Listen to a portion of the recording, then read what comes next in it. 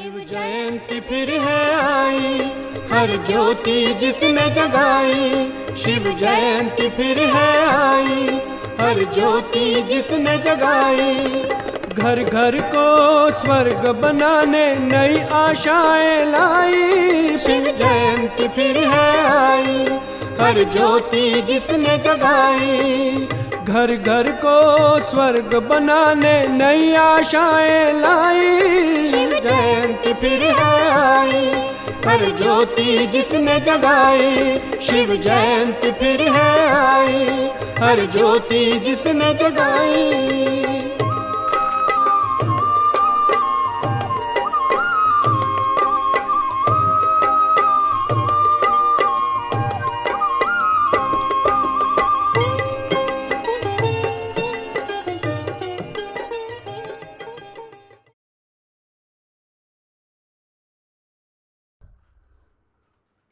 ఓం శాంతి.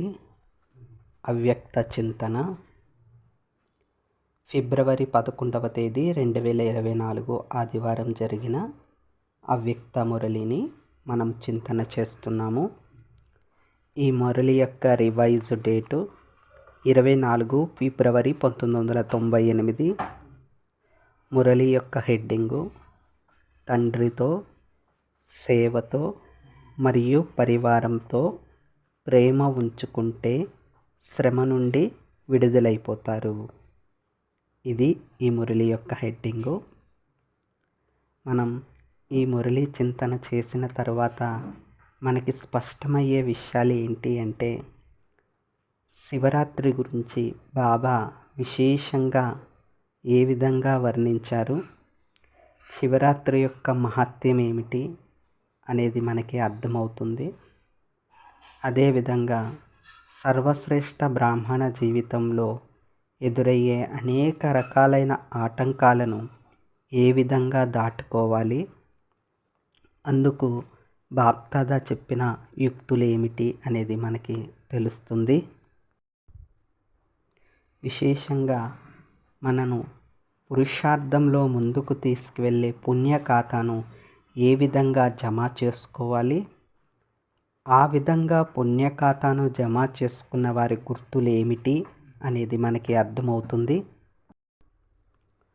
పురుషార్థంలో శ్రమ ఎందుకు కలుగుతుంది, ఆ శ్రమ నుండి విముక్తులయ్యేందుకు మన స్థితిని ఏ విధంగా సెట్ చేసుకోవాలి అనేది బాబా చాలా స్పష్టంగా తెలియచేశారు. ఇన్ని విశేషతలతో కూడిన ఈ అవ్యక్త మురళిని మనం ఇప్పుడు చింతన చేద్దాము. బాబా అన్నారు, ఈరోజు నలువైపులా ఉన్న పిల్లలు తమ తండ్రి జయంతిని జరుపుకునేందుకు వచ్చారు. సన్ముఖంలో కూర్చుని ఉన్నా లేక ఆకార రూపంలో బాబా ఎదురుగా ఉన్న తండ్రి మాత్రం పిల్లలందరినీ కూడా చూస్తున్నారంట. మధువనంలో బాబా వచ్చే హాల్లో కూర్చుని ఉన్నా, లేకపోతే ఎవరి సెంటర్లో వాళ్ళు బాబాని స్మృతి చేస్తూ మిలనం చేస్తూ ఉన్నప్పటికీ, సాకారంగా ఆకారీ రూపాలలో ఎదురుగా కూర్చున్నా కూడా మనందరినీ కూడా బాబా చూస్తూ ఉంటారు. ఒకవైపు బాబాతో కలవాలి అనే సంతోషం ఉంది, రెండవ వైపు తండ్రిని త్వరగా ప్రత్యక్షం చేసే సేవ చేయాలనే ఉమంగ ఉత్సాహాలు బాబాకి కనిపిస్తున్నాయంట. ఈ విధంగా బాప్దాదా నలువైపులా ఉన్న పిల్లలను చూస్తూ అరబ్ కరబ్ రెట్ల శుభాకాంక్షలను ఇస్తున్నారంట. పదమాపదం కోటాను కోట్ల శుభాకాంక్షలు ఇస్తున్నారంట. మరి బాబా మనకి శుభాకాంక్షలు ఇస్తున్నప్పుడు ఆ శుభాకాంక్షలను తీసుకోవటం మనకి ఎంతో శ్రేష్టమైన పుణ్యఫలం. ఎలా అయితే దూరాల నుండి పిల్లలు తండ్రి జయంతిని జరుపుకునేందుకు వచ్చారో, అలా బాప్దాదా కూడా పిల్లల జయంతిని జరుపుకునేందుకు వచ్చారు. శివరాత్రి రోజు, శివరాత్రి సందర్భంగా అవ్యక్త మిలనం జరుగుతుంది కదా. ఒక్కొక్కసారి బాబా మామూలుగా లౌకికంలో శివరాత్రికి ముందు రోజే బాబా వస్తూ ఉంటారు ఒక్కొక్కసారి. ఆ విధంగా బాబా అంటున్నారు, అందరూ కూడా దూర దూరాల నుండి వచ్చారు పిల్లలు. తండ్రి కూడా పిల్లల్ని కలుసుకునేందుకు వచ్చారు. అయితే మనం చింతన చేయడానికి బాబా ఒక ప్రశ్న అడిగారు. అందరికంటే దూరదేశం ఎవరిది? ఎవరు ఎక్కువ దూరం నుండి కలుసుకునేందుకు వచ్చారు? తండ్రిదా లేక మీదా అని బాబా అడిగారు. మనదా లేక బాబాదా? ఎక్కువ దూరం నుండి వచ్చినది. మేము చాలా దూరం నుండి వచ్చామని మనం అనుకుంటాం. అమెరికా నుండి రావచ్చు, లేకపోతే ఆస్ట్రేలియా నుండి రావచ్చు, విమానం మీద, బస్సుల మీద, ట్రైన్ల మీద రావచ్చు. కానీ బాబా పరంధామం, లెక్కింపలేని దూరం నుండి మనల్ని కలుసుకునేందుకు వస్తారు. ఇది చింతన చేయాల్సిన విషయం. అంతేకాదు, మనమేమో ట్రైను, బస్సు, ప్లేను, విమానము ఇలాగ అన్నీ తీసుకుని వస్తాం. కానీ బాబాకి అవేమీ అవసరం లేవు. కేవలం రథాన్ని తీసుకోవలసి పడుతుంది అంతే. పరంధామం నుండి, సూక్ష్మవతనం నుండి వచ్చే బాప్దాదాకు 1 సెకండ్ సరిపోతుంది రథంలోకి రావడానికి. అయితే ఆ విధంగా బాబా చెప్తున్నారు, శివ జయంతి అంటే కేవలం తండ్రి జయంతి మాత్రమే కాదు, అంటే తండ్రి పుట్టినరోజు మాత్రమే కాదు, తండ్రితో పాటు ఆది సాతీలైన బ్రాహ్మణాత్మలు జన్మ తీసుకున్న రోజు అంటున్నారు బాబా. అందుకే తండ్రి ఒంటరిగా అవతరించలేదు, బ్రహ్మ మరియు బ్రాహ్మణ పిల్లలతో పాటు దివ్య జన్మ తీసుకున్నారు, అనగా అవతరించారు అంటున్నారు బాబా. లౌకికంలో చూడండి, శివరాత్రి అంటే ఉపవాసం, జాగరణ, ఈ 2 అనుకుంటారు. పూర్తి కథ కూడా తెలియదు, దాని విస్తరణ కూడా ఇప్పటి జనరేషన్కి అసలు తెలీదు. కానీ శివరాత్రి అంటే ఏమిటి, దాని యొక్క విశేషత అంటే ఏమిటి అని తెలుసుకున్న బాబా పిల్లలైన మనం ఎంత అదృష్టవంతులు. బాబా చెప్తున్నారు, తండ్రి ఒంటరిగా అవతరించలేదు, బ్రహ్మతో పాటు బ్రాహ్మణ పిల్లలందరినీ కూడా రచించారు. శివబాబా ఒంటరిగా యజ్ఞాన్ని రచించలేదు, బ్రహ్మ ద్వారా బ్రాహ్మణుల్ని రచించారు. అంటే శివబాబా పుట్టినప్పుడే బ్రాహ్మణులైన మనందరం కూడా బ్రహ్మతో పాటు జన్మించాం. అంటే శివరాత్రి లేదా శివ జయంతి అనగా తండ్రి అవతరించిన రోజు, తండ్రితో పాటు పిల్లలైన మనందరూ అవతరించిన రోజు. మరి బ్రహ్మ సంకల్పం ద్వారా సృష్టించారు అని అంటారు కదా. మరి ఎప్పుడైతే శివబాబా బ్రహ్మ బాబాలోకి ప్రవేశించారో అప్పుడు తన సంకల్పం శక్తి ద్వారా సూక్ష్మవతనాన్ని రచించారు అని చెప్తారు. బ్రహ్మలోకి ప్రవేశించే ముందు శివబాబా సూక్ష్మలోకాన్ని సృష్టించి, బ్రహ్మ విష్ణు శంకర్లను సృష్టించి, ఆ తర్వాత సాకారవతనంలో బ్రహ్మలోకి ప్రవేశించారని చెప్తారు. అలా బ్రహ్మలోకి ప్రవేశించే సమయంలోనే ఈ యజ్ఞంలో ఎవరైతే విశేష ఆదిరత్నాలు ఉంటారో, యజ్ఞ మూల స్తంభాలు ఉంటారో, యజ్ఞ రక్షకులు ఉంటారో వారందరినీ కూడా సంకల్పంతోనే అప్పుడే జన్మింప చేశారన్నమాట. కాబట్టి బాబా అంటున్నారు, 2 సంవత్సరాల వారు కావచ్చు, 2 నెలల వారు కావచ్చు, మీ అందరికీ కూడా దివ్య బ్రాహ్మణ జన్మ యొక్క శుభాకాంక్షలు అని బాబా మనందరికీ పుట్టినరోజు శుభాకాంక్షలు చెప్తున్నారు.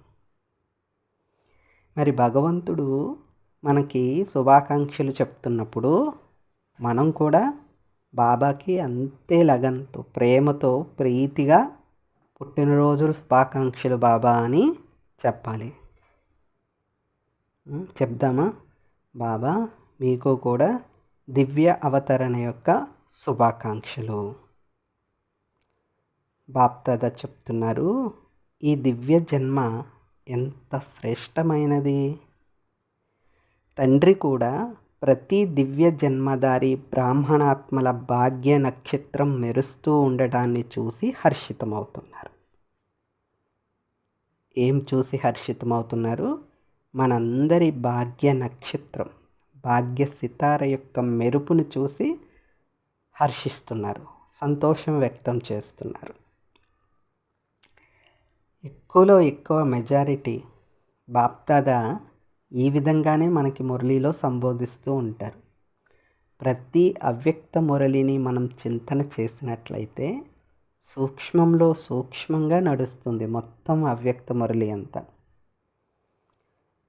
చూడండి, కొన్ని మురళీల్లో బాప్దాదా మస్తక రేఖలను చూస్తున్నాను, నయనాల రేఖలను, కంటి వెలుగును చూస్తున్నాను అంటారు. ఈ ప్రకాశం, వెలుగు, మెరుపు ఈ విధంగా బాప్దాదా తీసుకునే పదాల యొక్క అర్థాన్ని మనం చూసుకున్నట్లయితే బాబా చెప్పిన అనేక మురళీల్లో ఈ మెరుపు, ప్రకాశం, వెలుగు దేనికి బాబా ఉపయోగిస్తారంటే పవిత్రత సబ్జెక్టుకు సంబంధించే బాబా మెరుపు లేదా వెలుగు, ప్రకాశం అని చెప్తూ ఉంటారు. కాబట్టి మనలో బాబా చెప్పినట్లుగా ఎంత శాతం ఈ భాగ్య నక్షత్రం యొక్క మెరుపు కనిపిస్తూ ఉంది? శరీరం యొక్క మెరుపు తీసుకురావడానికి అనేక సాధనాలు ఉండొచ్చు. కొంతమంది జన్మతః, శారీరక జన్మతః కొద్దిగా మెరుపుతో జన్మించవచ్చు. కానీ బాబా చెప్పే ఈ మెరుపు అలౌకిక మెరుపు. దీనికి శారీరక రంగులతో సంబంధము అస్సలు లేదు మాట. ఆత్మిక మెరుపు. ఈ ఆత్మిక మెరుపును మెరిపింపచేసేది మనలో ఉండే మానసిక పవిత్రత. మనం ఈ అవ్యక్త మురళిని చింతన చేసినట్లయితే ఎంతెంతగా మనం మానసిక పవిత్రతను పెంచుకుంటూ ఉంటామో అంతంతగానే శ్రమ నుండి ముక్తులవుతాం. వాస్తవానికి చెప్పాలంటే శరీరంతో ఎక్కువ పని చేయడం ద్వారా అలసిపోవటం కంటే మానసికంగా అతి ఆలోచనలతో, అవసరం లేని ఆలోచనలతో అలసిపోయే ఆత్మ ఎక్కువగా ఉంటుంది. అంటే మానసిక అలసటే శారీరక అలసటను కూడా ఎక్కువ చేస్తుంది. అందుకనే బాప్దాదా చెప్తున్నారు, పిల్లలు సదా వాహ్ వజ్రతుల్య జీవితం కలిగిన బ్రాహ్మణ పిల్లలు వాహ్ అనే పాట పాడుతూ ఉండండి. మీరు ఓహ్ వాహ్ కదా, వాహ్ వాహ్ అంటున్నారా లేదా అంటున్నారు బాబా. బాబా మురళి జరుగుతున్నప్పుడు పాండవ్ భవన్ కావచ్చు, ఓం శాంతి భవన్ కావచ్చు, లేదా diamond hall, Shantivanam diamond hall కావచ్చు, మనల్ని అందరినీ ప్రశ్నిస్తారు. ప్రతి మురళిలో ఇది లేకుండా ఉండదు. అది ఏమిటి అంటే చేతులెత్తించడం. ఇది ఒక రకమైన శిక్షణా విధానం మాట, మనల్ని ఎలర్ట్ చేసే విధానం. అంటే మనం బాప్దాదా చెప్తున్న మురళిని ఏ విధమైన గమనంతో వింటున్నాం. ఎందుకంటే మనసు అచంచలమైనది. ఎంతగా ప్రయత్నించి కూర్చోబెట్టినా అది ఏదొక దారిలో వెళ్ళేందుకు ప్రయత్నిస్తుంది. కాబట్టి బాబా మురళి చెప్తూ చెప్తూ అనేక ప్రశ్నలను అడుగుతూ మన అటెన్షన్ని తిరిగి సబ్జెక్టు మీదకి, ఆత్మిక పురుషార్థం మీదకి వచ్చే విధంగా బాబా యుక్తులు చేస్తూ ఉంటారు, ప్రయోగిస్తూ ఉంటారు. ఆ విధంగా బాబా ఈ మురళిలో ఏం చెప్పారు? బ్రాహ్మణాత్మల భాగ్య నక్షత్రం మెరుస్తూ ఉండడాన్ని చూసి చాలా సంతోషిస్తున్నారంట బాప్దాదా. మరి మీకు కూడా ఆ నక్షత్రం యొక్క మెరుపు కనిపిస్తుందా? కనిపిస్తూ ఉంటే సదా వాహ్ వజ్రతుల్య జీవితం కలిగిన బ్రాహ్మణ పిల్లలు వాహ్ అనే పాట పాడుతూ ఉండండి. వీరు వాహ్ వాహ్ కదా అని అడుగుతున్నారు బాబా. తండ్రి పిల్లలను వాహ్ వాహ్గా తయారు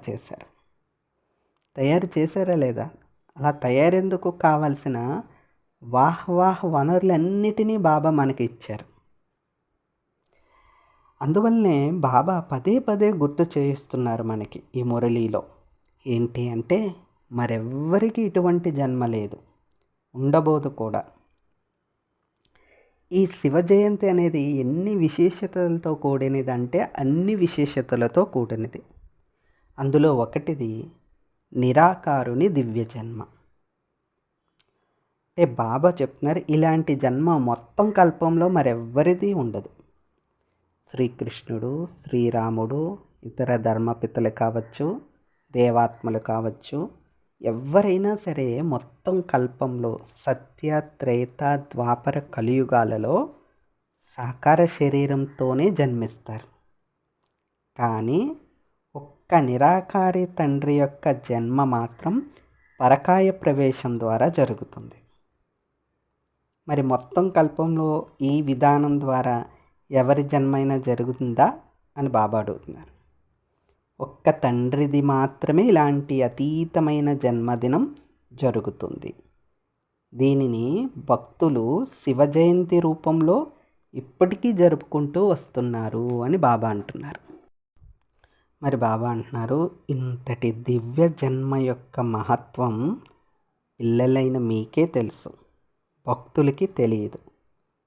తెలియనప్పటికీ ఏదైతే విన్నారో దాని అనుసారంగా ఉన్నతాతి ఉన్నతమైనదిగా భావిస్తూ జరుపుకుంటూ వస్తున్నారు. పిల్లలైన మీరు కేవలం జరుపుకోవడమే కాకుండా దానితో పాటు స్వయానికి స్వయం తండ్రి సమానంగా తయారు చేసుకుంటున్నారు కూడా. ఇదే ఈ శివ జయంతి యొక్క మహత్వం. బాబా అంటున్నారు, ఇటువంటి జయంతి అంటే ఇక ఏ తండ్రి మరియు పిల్లల జన్మ జతలో జరగదు. అది అసంభవం కదా. తండ్రి బిడ్డలు ఒకేసారి ఎలా జన్మిస్తారు? కానీ ఇక్కడ విచిత్రమైన అలౌకిక జయంతి పుట్టినరోజు మాత్రం తండ్రి పిల్లలు ఒకే సమయంలో జన్మించారు. అందుకే బాబా అంటున్నారు, తండ్రితో పాటు పిల్లల దివ్య జన్మ కూడా జరిగింది కాబట్టే కేవలం ఈ జయంతిని మాత్రమే వజ్రతుల్య జయంతి అని అంటారు. ఇంకే జయంతిని కూడా వజ్రతుల్యమైన జయంతి అని అనరు. ఎందుకు? మరి స్వర్ణయుగము, సత్యయుగంలో కృష్ణుడు జన్మిస్తాడు, అది స్వర్ణ జయంతి అనుకోవచ్చు. త్రేతాయుగంలో శ్రీరాముడి జయంతి జరుగుతుంది. అదేవిధంగా ద్వాపరయుగంలో ఇతర విశేష మహానాత్మల జయంతి, కలియుగంలో కూడా ధర్మాత్మల మహానాత్మల జయంతి జరుగుతుంది. కానీ సంగమ యుగాన్ని ఎలాగ వర్ణిస్తాము? సత్యత్రేతాయుగాలు బంగారు వెండి యుగాలు, ద్వాపర కలియుగాలు రాగి మరియు ఇనుప యుగాలు అనుకున్నప్పుడు సంగమ యుగము దేంతో పోలుస్తారు? వజ్రతుల్యమైన యుగము. మరి ఇటువంటి వజ్రతుల్య యుగముగా సంగమ యుగం ఎందుకయింది అంటే, బాబా పరమాత్మ శివుడు సర్వశక్తివంతుడు తన పరంధామాన్ని వదిలి పిల్లలైన మనందరి కొరకు మనల్ని ముళ్ళ నుండి పుష్పాలుగా తయారు చేయడం కోసం ఇక్కడ పరకాయ ప్రవేశం ద్వారా ఈ సృష్టిలో అవతరించారు. అందుకనే వజ్రం వంటి పరమాత్మ శివుడు అవతరించి తన పిల్లల్ని కూడా వజ్రాలుగా తయారు చేస్తున్నారు. కాబట్టే ఈ వజ్రతుల్య యుగంలో జరిగే ఈ దివ్య అవతరణ వజ్రతుల్య జయంతి అని అంటారంట. బాబా అంటున్నారు, ఈ వజ్రతుల్య జయంతిని జరుపుకుంటూ మీరు స్వయం కూడా వజ్రతుల్య జీవితంలోకి వచ్చేస్తారు. మనం కూడా మన జీవితం ఏ విధంగా అవుతుంది? ఇప్పుడు వజ్రతుల్య జీవితంగా అవుతుంది. ఈ రహస్యం పిల్లలందరికీ బాగా తెలుసు. అంతేకాకుండా ఇతరులకు కూడా వినిపిస్తూ ఉంటారు. అందువలన ఇటువంటి వజ్రతుల్య జయంతిని జరుపుకునే సమాచారాన్ని బాప్దాదా వింటూ ఉంటారు, చూస్తూ ఉంటారు కూడా. బాప్దాదా నలువైపులా ఉన్న సేవాదారి పిల్లల ధైర్యానికి రిటర్న్గా సహయోగం ఇస్తూ ఉంటారు. పిల్లల ధైర్యం తండ్రి యొక్క సహయోగం. హిమ్మతే బచ్చే మద్దతే బాప్ అంటారు కదా, ఆ విధంగా మనం ఎంతకాలం ధైర్యం కాదు, ఒక్క సెకండ్ యొక్క ధైర్యం, బుద్ధితో ఒక శక్తిశాలి నిర్ణయం తీసుకుని ఒక అడుగు ముందుకు వేసినట్లయితే బాబా కోటాను కోట్ల రెట్ల సహాయం 1000 అడుగులు వేసి సహాయం చేయడానికి బంధుతులై ఉంటాను అని బాబా అనేక మురళిలో మనకి చెప్పారు. కాబట్టి ధైర్యము అంటే అది అలౌకికతతో కూడిన ధైర్యం, శ్రేష్ట మార్గంలో స్వయాన్ని మరియు ఇతరులని నడిపించుకునే ధైర్యం. అంతేగాని అనవసరపు విషయాల్లోకి ముందుకు వెళ్ళే ధైర్యము ఇక్కడ పనిచేయదు. అటువంటి వాటికి బాప్దాదా కూడా సహయోగం ఇవ్వరు. మనకి మనమే స్వయానికి స్వయమే చెక్ చేసుకుంటూ పరిశీలించుకుంటూ ఉంటే మనం చేయాల్సిన ధైర్యం ఏంటి అనేది మనకి అర్థమవుతుంది. ఆ ధైర్యంతో ముందుకు వెళ్ళినప్పుడు బాబా కూడా మనకి సహయోగం ఇస్తారు. మనకి ఏ విషయంలో ధైర్యం ఉండాలి అన్నది కూడా బాబా సైగ చేస్తారు, తప్పకుండా సిగ్నల్ ఇస్తారు బాబా. అందువలన మనలో పరిశీలన శక్తి ఉండాలి. ఏది మాయా ధైర్యము, ఏది అలౌకిక ధైర్యము.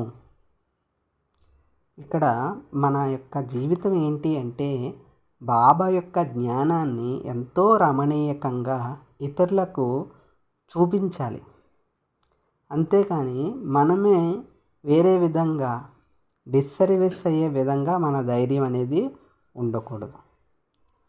ఇప్పటి తరానికి ఇప్పుడు ప్రస్తుతం వర్తమాన కాలంలో చూసుకున్నట్లయితే ఈ ధైర్యం విషయంలో అనేక ఉదాహరణలు మనకు కనిపిస్తూ ఉన్నాయి. పురుషార్థం సహజమైపోతుంది, కానీ పురుషార్థం చెయ్యాలనే సంకల్పం మాత్రం సహజం అవ్వట్లేదు. మనకి యజ్ఞంలో ఎంతోమంది ఆదిరత్నాలు కావచ్చు, ఇప్పుడు ఉన్న నిమిత్త సోదరులు కావచ్చు, వాళ్ళు ధైర్యంతో ఎన్నో సమస్యలను ఆటంకాలను జయించి వాటిని దాటుకొని వెళ్ళిన వాళ్ళ అనుభవి జీవితం మనకు ఒక ఆదర్శం.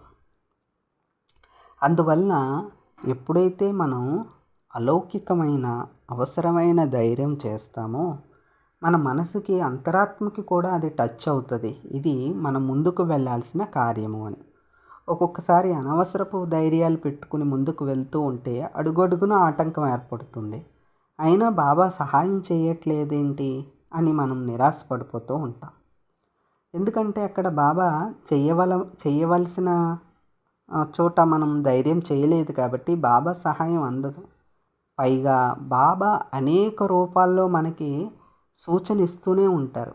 బాబా నిరాకారుడు, బ్రహ్మబాబా ఆకారుడు, ఇద్దరూ కలిసి సాకార రూపంలో ఏదో ఒక బ్రాహ్మణాత్మ ద్వారా కావచ్చు, లేకపోతే ఇంకా ఏదో ఒక రూపంలో సిగ్నల్ ఇస్తూ ఉంటారు. కాబట్టి మన ధైర్యము బాబాకు మంచి పేరు తెచ్చే విధంగా ఉంచుకోవాలి. అందువల్లే బాబా అంటున్నారు, ఈ రోజుల్లో బాప్దాదా వద్దకు పిల్లలందరి నుండి ఒకే ఒక స్నేహ సంకల్పం మాటిమాటికి వస్తుందంట. మనందరి ఒకే ఒక స్నేహ సంకల్పం మాటిమాటికి వస్తుందంట. ఏంటా స్నేహ సంకల్పం? బాబా విశేషంగా ఏ విశేషమైన రోజు గురించి బాబా చెప్పారు ఇప్పటి వరకు? శివ జయంతి.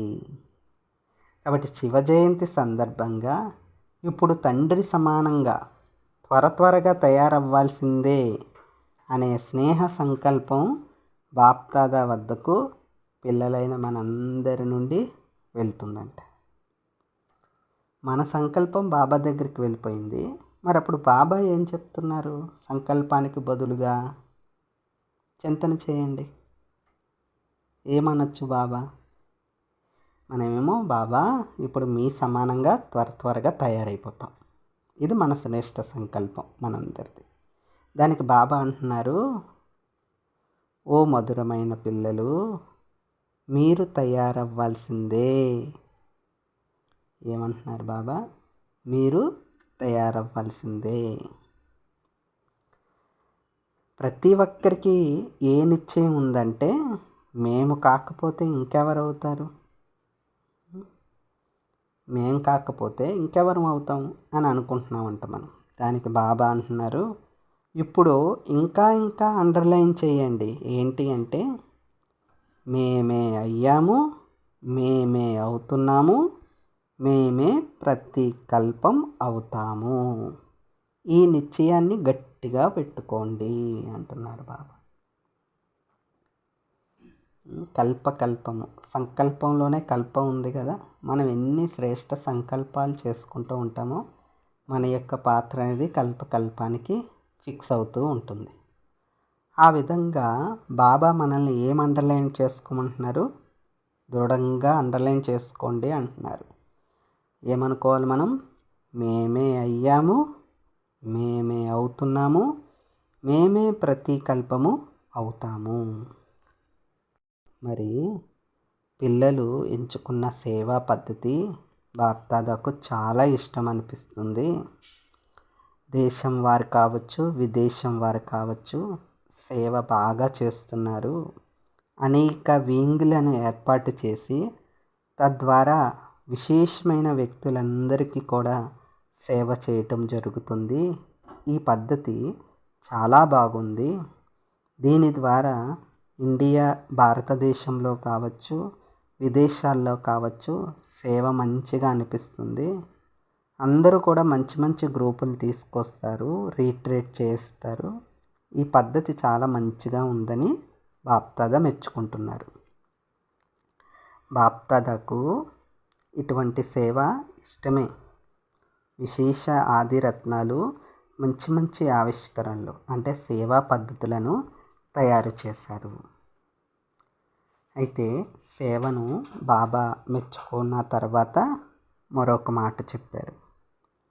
అదేంటి అంటే, బాప్దాదా చూస్తున్నారు, ఎవరైతే సత్యమైన హృదయంతో నిస్వార్థ సేవలో ముందుకు వెళ్తూ ఉంటారో వారి ఖాతాలో పుణ్య ఖాతా చాలా బాగా జమ అవుతూ ఉంటుంది.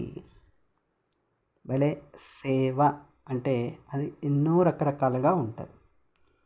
ఏ సేవ అయినా కావచ్చు. మనసా సేవ, వాచా సేవ, కర్మణా సేవ, ధన సేవ, వస్తు సేవ, సంబంధాల ద్వారా సేవ, ఏ సేవ అయినా కావచ్చు. విస్తారం ఎంతైనా ఉండొచ్చు. కానీ సేవ చేస్తూ ఉన్నప్పుడు ఎటువంటి హృదయంతో చేయాలి? సత్యమైన హృదయంతో, నిస్వార్థ సేవలో చెక్ చేసుకోవాలి. ఈ సేవలో స్వార్థం ఏమైనా మిక్స్ అయ్యి ఉందా? మిక్స్ అయ్యి లేదు, అప్పుడు అటువంటి సేవలో ముందుకు వెళ్ళవచ్చు. కాబట్టి ఇటువంటి నిస్వార్థ సేవలో ముందుకు వెళ్తూ ఉంటారో అటువంటి పిల్లల ఖాతాలో పుణ్య ఖాతా అనేది చాలా బాగా జమ అవుతూ ఉంటుంది అంటున్నారు. అయితే చాలామంది పిల్లలకి ఈ పుణ్య ఖాతా 3 రకాలుగా జమ అవుతుందంట. ఈ 3 రకాలుగా పుణ్య ఖాతా జమ అయిన వారి గుర్తు ఏంటంటే, వారు ఎల్లప్పుడూ తమని తాము సహజ పురుషార్థిగా అనుభవం చేస్తారంట. ఎటువంటి కష్టము ఉండదంట. అంటే బాబా మనకి సారాన్ని తెలియచేస్తుంది ఏంటంటే, మనం చింతన చేయవలసింది ఏంటి అంటే, మన యొక్క శ్రమను విడిపించేది ఈ పుణ్యఖాత. మన పురుషార్థాన్ని సహజంగా తయారు చేసేది ఈ పుణ్యఖాత. మరి ఆ పుణ్యఖాతాను ఎలా జమ చేసుకోవాలి అనేది రేపటి భాగంలో మనం చింతన చేద్దాము. ఆత్మిక తండ్రికి, ఆత్మిక పిల్లల యొక్క ఈశ్వరీయ మధుర స్మృతులు. శుభోదయం. మరియు నమస్తే. బాబా నమస్తే.